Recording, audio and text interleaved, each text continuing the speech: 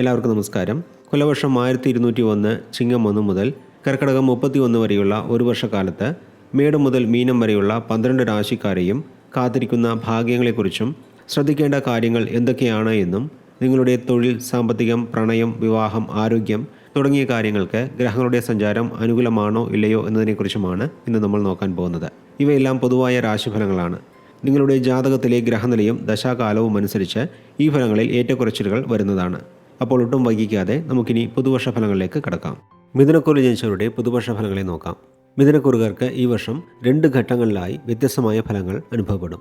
2025 October 18 വരെ ജന്മരാശിയിൽ വ്യാഴം സഞ്ചരിക്കുന്നത് ചില ക്ലേശങ്ങൾക്ക് കാരണമാകുമെങ്കിലും അതിനുശേഷം അതിചാരമായി 2ാം ഭാവത്തിലേക്ക് വ്യാഴം മാറുന്നത് വലിയ ആശ്വാസവും സാമ്പത്തിക നേട്ടങ്ങളും നൽകുന്നതാണ്. രാഹുകേതുക്കളുടെ സഞ്ചാരം അനുകൂലമായതിനാൽ എല്ലാ പ്രതിസന്ധികളെയും അതിജീവിച്ച് ഏറ്റെടുക്കുന്ന കാര്യങ്ങളിലെല്ലാം വിജയം നേടാൻ സാധിക്കുന്നതാണ്.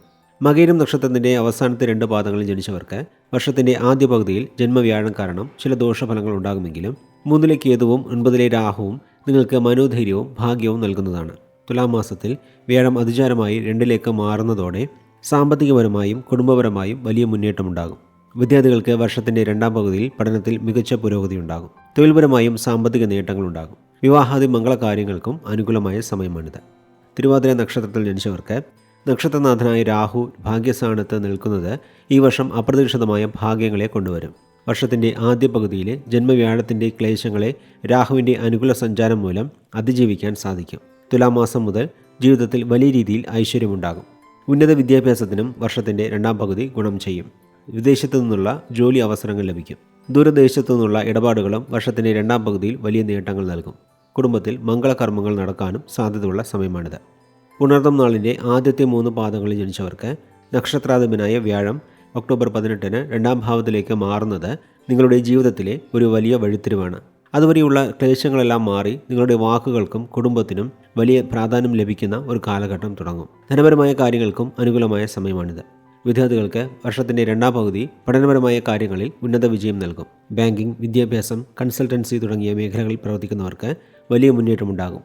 അവിവാഹിതരുടെ വിവാഹം നടക്കാനും സാധ്യതയുള്ള സമയമാണിത്.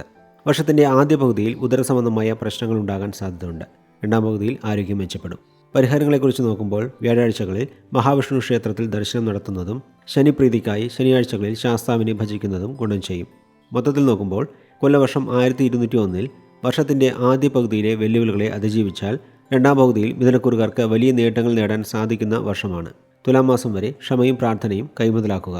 അതിനുശേഷം വരുന്ന അനുകൂല സാഹചര്യങ്ങളെ പരമാവധി പ്രയോജനപ്പെടുത്തിയാൽ ജീവിതത്തിൽ മുന്നേറാൻ സാധിക്കും.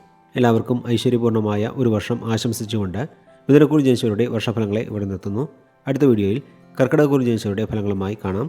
അതുവരെ എല്ലാവർക്കും നന്ദി, നമസ്കാരം.